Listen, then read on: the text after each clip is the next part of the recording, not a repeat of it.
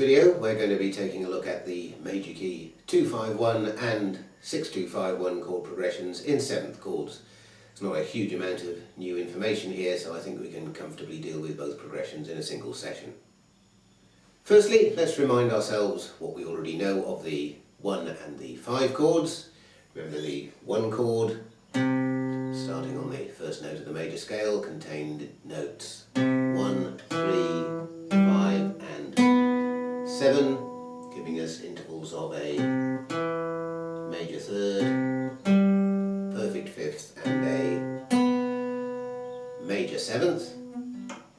And this chord containing a major third and a major seventh is a major seventh or major 7 chord. Our 5 chord consisted of notes 5, 7, 9 and 11, remembering that note 9 is the same as note 2 and note 11 the same as note 4. This gave us a chord containing a major third, a perfect fifth and a minor seventh. And this type of chord containing a major third and minor seventh is uniquely formed on the 5th degree of the major scale and is called a dominant 7th or dominant 7 chord, but more often simply referred to as a 7th or 7 chord. So far then, for our 251 chord progression, we have a 5, 7 and a 1 major 7. Now let's take a look at the 2 chord. From note 2 of the scale we formed our triad chord with notes 2, 4 and 6, which gave us a minor triad. Taking this process one step further, we now have notes 2, 4, 6 and 8.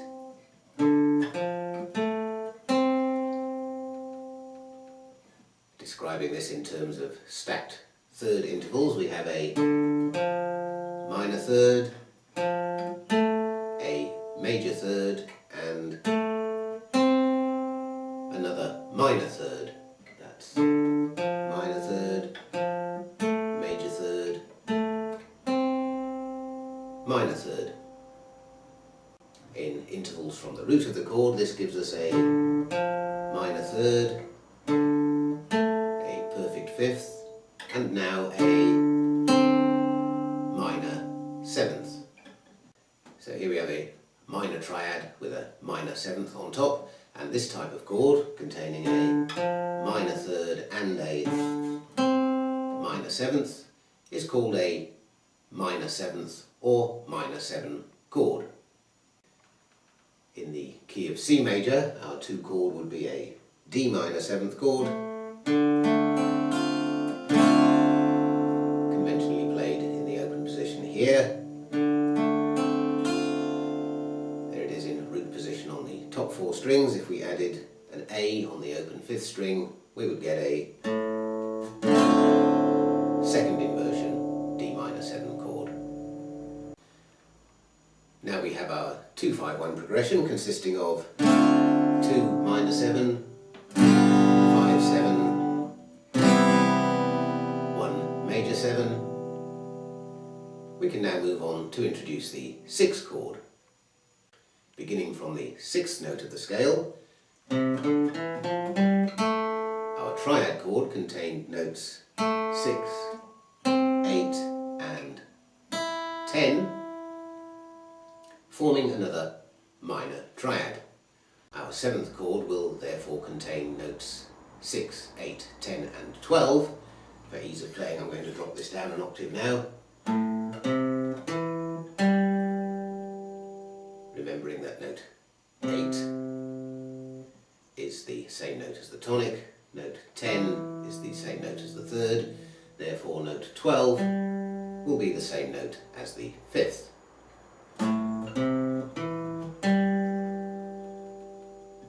So here we have once again a minor third, a major third and a minor third.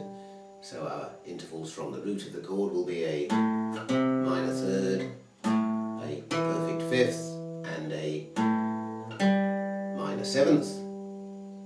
So once again we have a chord containing a minor third and a minor seventh, and therefore a minor seventh chord. In the key of C major, this gives us an A minor 7 chord, which can be played in the open position here. And once again, if we added the open E string, we would have a second inversion A minor 7 chord. And that completes the 6-2-5-1 progression in major keys, consisting of a 6 minor 7, 2 minor 7, 5 7, or 5 dominant 7, and 1 major 7. 6 minor 7, 2 minor 7, 5 7, 1 major 7. In the key of C major, A minor 7, D minor 7, G7, C major 7. And this chord progression can now be practiced in all keys, following the cycle of fifths in the usual way. I should also perhaps emphasise, as I mentioned in the last video, that although we're playing these progressions in all seventh chords for practice purposes, in real life, in song construction, it's normal to mix and match the seventh and triad versions of the chords within a single chord progression. As a final point in this video, I'd like to draw attention to a couple of particular voicings of the minor 7 chord. Beginning with this A minor 7, which we've been using as the 6th chord in the key of C major. If we keep this voicing but alter the fingering slightly, this shape forms the basis of the bar chord version of the minor 7 chord, with its root on the 5th string. Here it is playing the D minor 7, which formed our 2 chord in the key of C major. It could also be the 6th chord in the key of F major. This is a particularly well used version of the minor 7 chord, largely because these 2 fingers, playing the 5th here and the 3rd of the chord, can very easily play these notes as a hammer-on. That is, using this kind of technique, giving this kind of effect.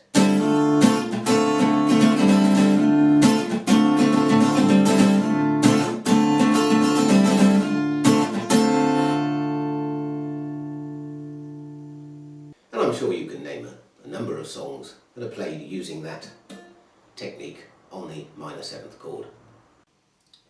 The other minor 7 voicing I'd like to mention at this point, which makes a very useful bar chord, is this open position E minor 7, which is very simple fingering, consists of 1 finger on the 2nd fret 5th string. And again, this can form the basis of a very simple bar chord. This gives us a minor 7 chord with the root on the 6th string, and just uses 1st finger bar and 1 other finger. Thus.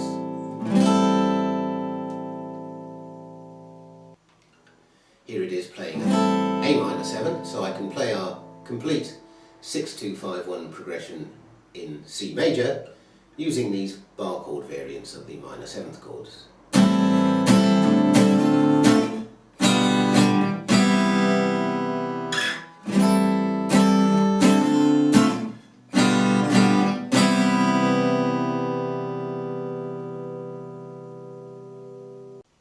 And there you have it, the 6-2-5-1 and indeed the 2-5-1 chord progressions in 7th chords for major keys. Before we move on to the minor key chord progressions in 7th chords, in the next video I'm going to take another brief time out to discuss some practice tips, and in particular time management and arranging your practice schedule. So once again, I hope you'll be able to join me for that one, and until then, goodbye.